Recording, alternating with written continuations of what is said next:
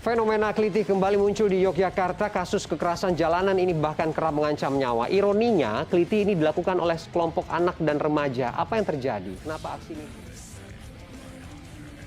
Kenakalan remaja yaitu semua perbuatan yang berlawanan dengan ketertiban umum, ditujukan pada orang, binatang, dan barang yang dapat menimbulkan bahaya.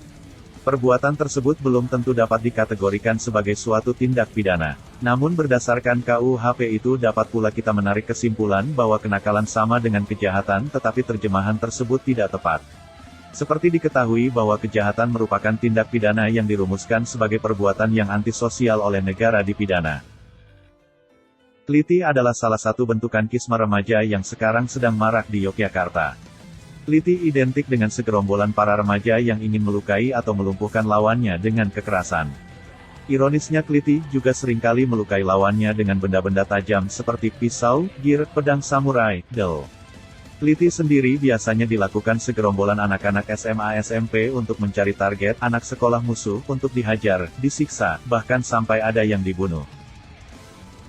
Di mana saat itu seorang siswa SMP di Kota Gede juga menjadi korban kelitih, dan kasus ini kemudian cukup menjadi perhatian publik di Yogyakarta, di mana kasus ini kemudian cukup mengandung tarik ulur atau terjadi tarik ulur karena pelaku biasanya adalah anak-anak di bawah umur yang kemudian ada pertimbangan undang-undang perlindungan anak yang ada di situ, di mana ketika kasus kriminal terjadi maka akan dilakukan dengan cara mediasi. Namun dalam kasus yang terjadi di Kota Gede ini, pelaku akhirnya divonis oleh hakim karena keluarga menolak untuk melakukan mediasi. Nah, apakah kemudian dalam kasus yang terjadi pada Senin lalu yang kemudian ditangkap oleh Polres Sleman, khususnya Polsek Ngaglik, ada satu orang anak yang terlibat di situ, usia 17 tahun, apakah ini nanti akan diproses secara hukum sampai dengan kasusnya selesai? Ini tentu saja akan ada pertimbangan. Sementara selama 2020 terhitung 38 kasus dituntaskan, dengan total 91 pelaku diproses hukum. Dari 102 pelaku pada tahun 2021, 80 orang diantaranya masih berstatus pelajar dan sisanya merupakan pengangguran. Modus operandi paling banyak secara berurutan adalah penganiayaan, kepemilikan senjata tajam, sajam, dan perusakan.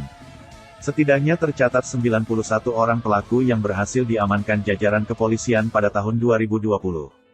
Sedangkan di tahun 2021 naik menjadi 102 orang pelaku yang diamankan. Pelaku kelitih ini biasanya terdiri lebih dari satu orang menggunakan senjata tajam seperti pedang, golok, dan ada juga gear sepeda motor yang telah dimodifikasi. Berbeda dengan begal yang mengincar harta korban, pelaku kelitih biasanya cukup puas apabila korban sudah tidak berdaya dan ditinggalkan terkapar begitu saja. Tindakan semacam ini dilakukan untuk menunjukkan power, kekuasaan, serta eksistensi individu maupun kelompok. Salah satu faktor penyebab seorang remaja melakukan tindakan kelitih adalah 1. Minimnya perhatian keluarga, pendidikan keluarga. 2. Kecerdasan emosional yang rendah usia remaja. 3. Rasa ingin tahu yang tinggi. 4. Rendahnya motivasi belajar. Cara penanggulangan kelitih dalam kaidah Islam. Pembiasaan kegiatan ekstrakurikuler merupakan proses yang dilakukan di lingkungan sekolah dengan perangkat peraturan-peraturan yang harus dilakukan oleh peserta didik sebagai upaya membina, mendidik dan mengarahkan peserta didik untuk menguatkan karakter Islami dan kemandirian sehingga menjadi manusia yang unggul, berkarakter Islami dan mandiri. Aksi penganiayaan atau kelitih di Jalan Kaliurang, Ngaglik, Sleman, Daerah Istimewa Yogyakarta yang menimpa seorang pelajar pada Minggu 26 Desember dini hari menghebohkan jagat maya. Kurang dari 24 jam, personel gabungan Polsek Ngaglik dan Polres Sleman akhirnya berhasil menangkap geng kelitih yang melakukan aksi sadis tersebut. Dari penangkapan ini terungkap sosok para pelaku masih berusia belasan tahun. Berawal dari aksi penganiayaan yang menyebabkan korban berinisial DHP masih berusia 16 tahun, yang merupakan seorang pelajar asal Catur Tunggal, Depok, Sleman mengalami luka pukulan dan dibacok para pelaku. Dikutip dari tribunjogja.com, Kapolres Sleman AKBP Wahyu Tribudi Sulistiono mengungkapkan siapa saja pelaku yang telah diringkus. Menurutnya mereka tergabung dalam kelompok atau sebuah geng.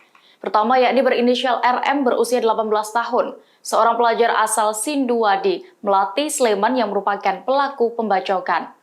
5 pelaku lain yakni WW, 18 tahun, seorang pelajar asal Sumberarum, Moyudan, Kabupaten Sleman. Kemudian AN, 19 tahun, pelajar asal Sidoagung, Godean, Sleman. Lalu HAPD, 19 tahun, pelajar asal Pekucen Wirobrajan, Yogyakarta. MF, 18 tahun, berstatus swasta, asal Yogyakarta. Dan terakhir MBRK, yang masih berusia 17 tahun, asal Kota Yogyakarta. AKBP Wahyu menyatakan ke-6 koboi jalanan itu resmi ditetapkan sebagai tersangka karena terbukti melakukan penganiayaan terhadap DHP. Sebelumnya diberitakan, DHP, 16 tahun pelajar asal Catur Tunggal Depok Sleman menjadi korban penganiayaan atau klitih yang marak terjadi di Yogyakarta.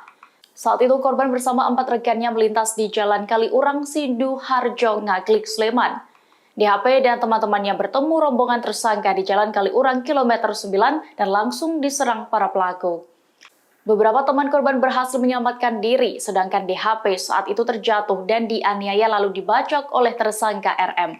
Akibatnya DHP mengalami luka di punggung, kemudian telapak tangan, luka pada jari yang hampir putus dan harus mendapatkan 8 jahitan.